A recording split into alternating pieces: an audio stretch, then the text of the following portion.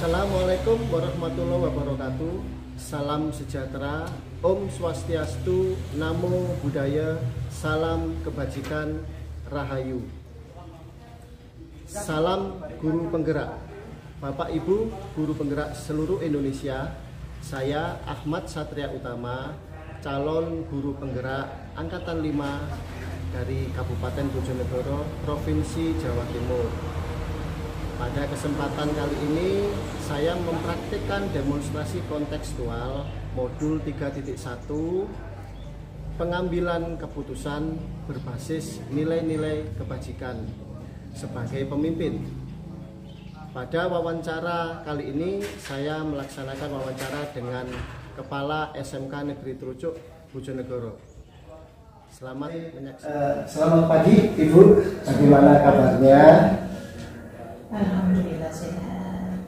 Mohon izin Bu, pada kesempatan yang baik ini saya ingin menjelaskan terlebih dahulu tujuan pembelajaran saya di sini khususnya sebagai calon guru penggerak.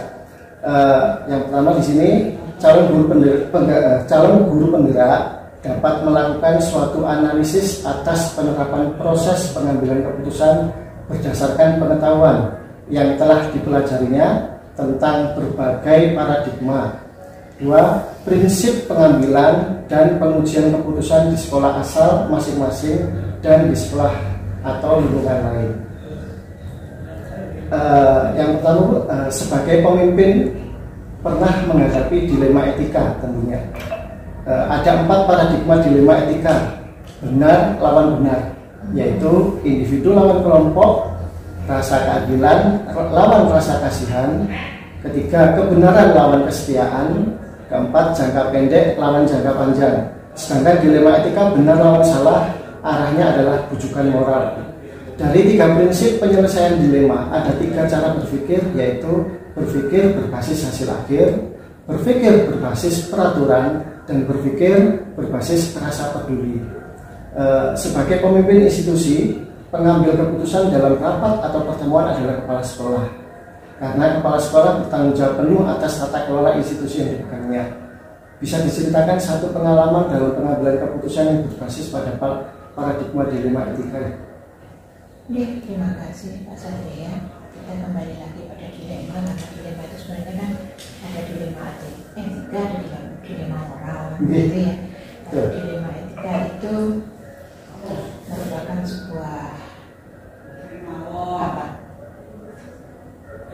untuk antara kasih dan sayang. Betul, ada rasa keadilan, lawan rasa kasihan, ada rasa cinta, betul. ada perasaan yang timbul di situ. Sementara kalau kita yang satunya itu antara benar dan salah kan.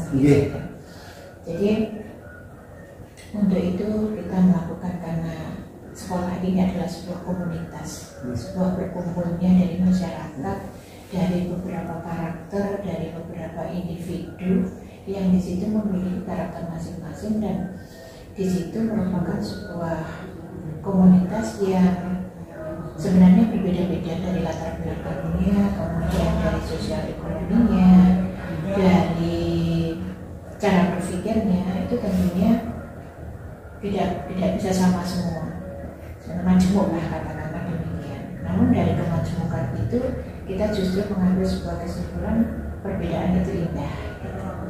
Dari keindahan itu kita mengambil bagaimana supaya perbedaan itu tidak menimbulkan suatu gejolak, tidak menimbulkan suatu permasalahan, tetapi justru menimbulkan sebuah kekuatan.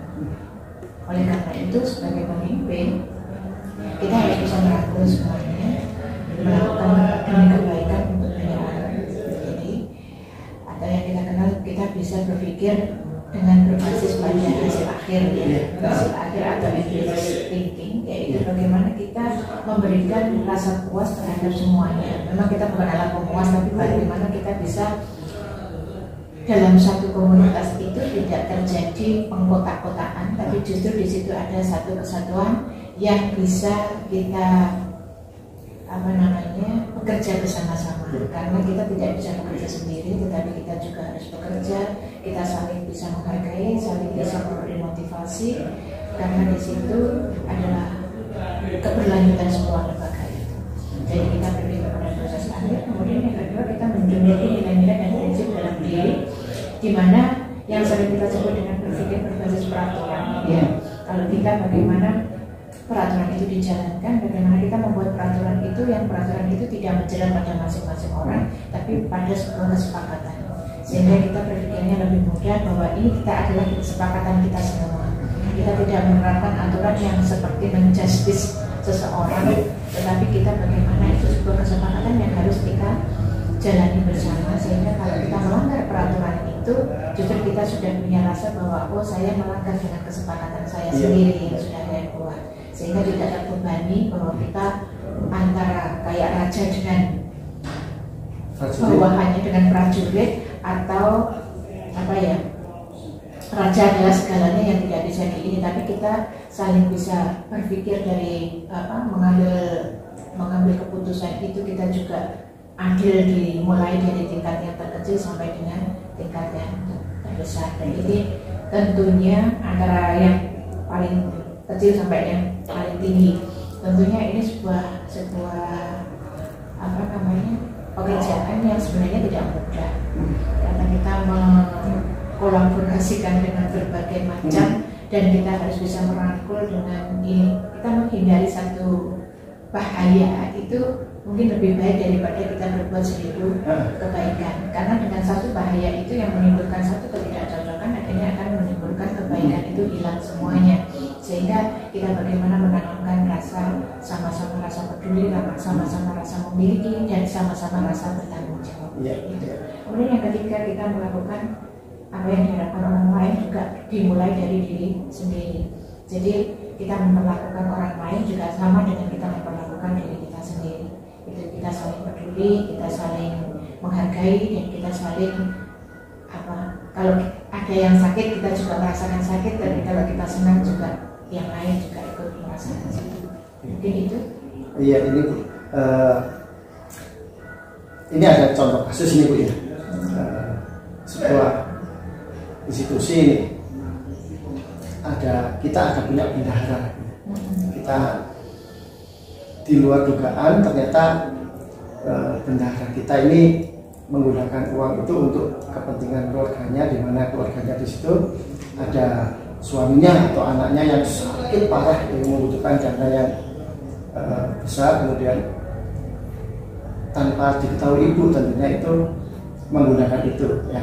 Itu adalah suatu dilema etika dan masuk pada suatu kejutan moral. Selama ini ya, itu contoh ibu ya.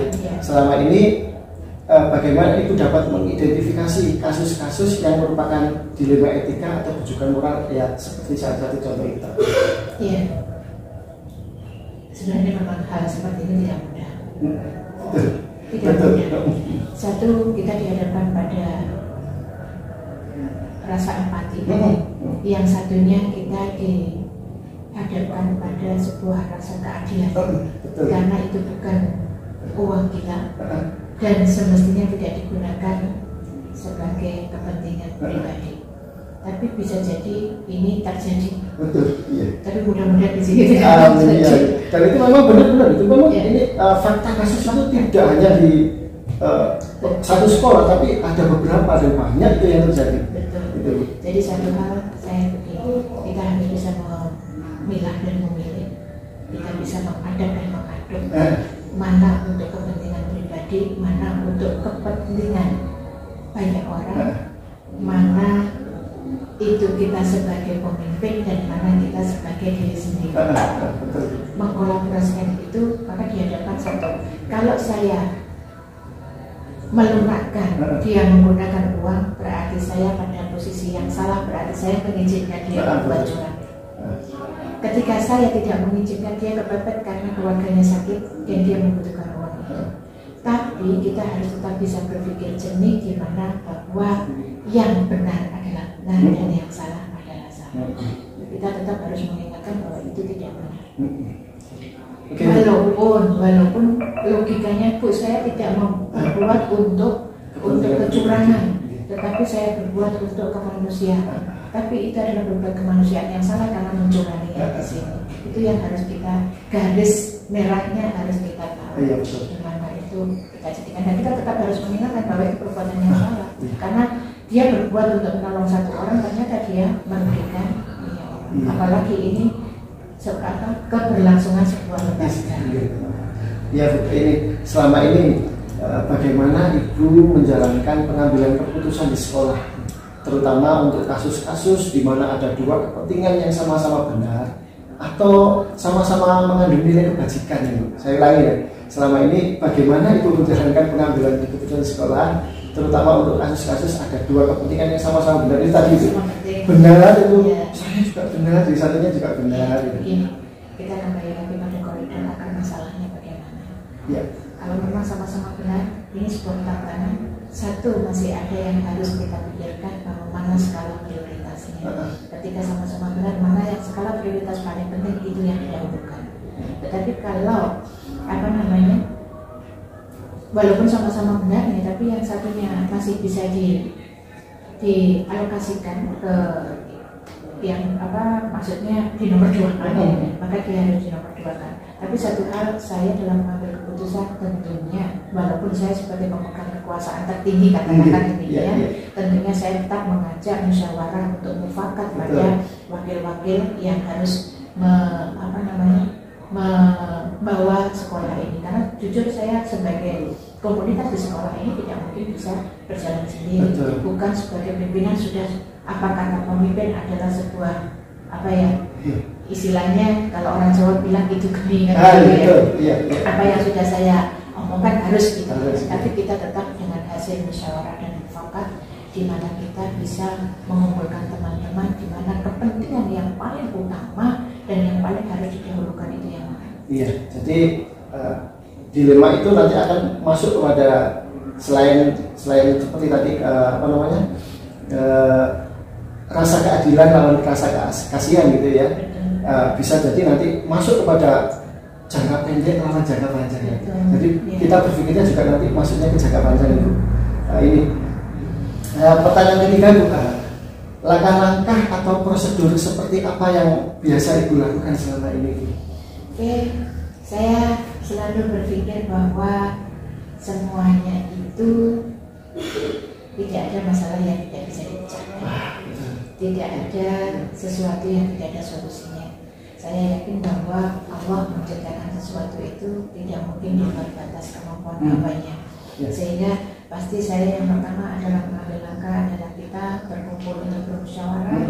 Kita bisa menghadapi problem solvingnya, apa yang harus menjadi pemecah masalah ini.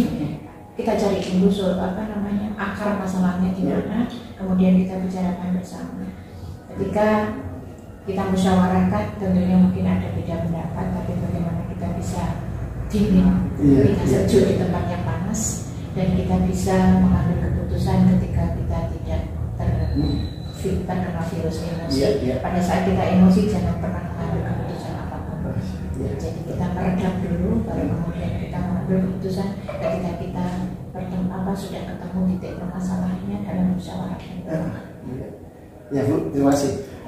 Hal-hal apa saja yang selama ini Ibu anggap efektif ya dalam pengambilan keputusan pada kasus-kasus dilema etika ini? Yang paling efektif adalah tentunya ya, suatu ini tidak hanya ucapan saja. Tentunya satu, bahwa kita itu memberikan contoh dahulu. Jadi contoh dan teladan itu yang paling penting, bahwa itu yang harus kita laksanakan. Ketika kita hanya bisa bicara saja, pasti kedepannya kita tidak mungkin akan dipercaya lagi.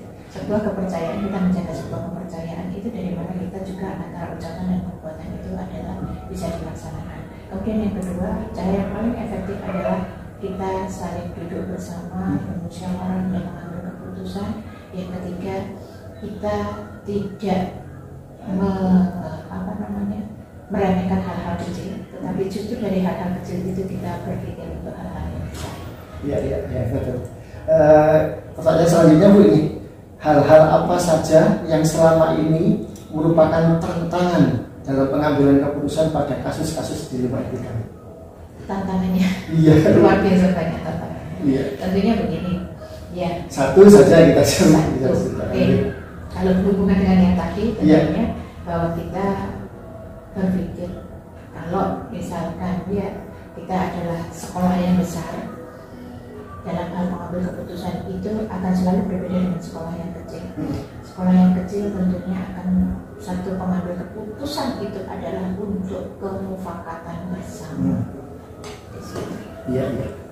Pertanyaan selanjutnya Bu, ini apakah Ibu memiliki sebuah tata kelola atau jadwal tertentu dalam sebuah penyelesaian kasus dilema etika?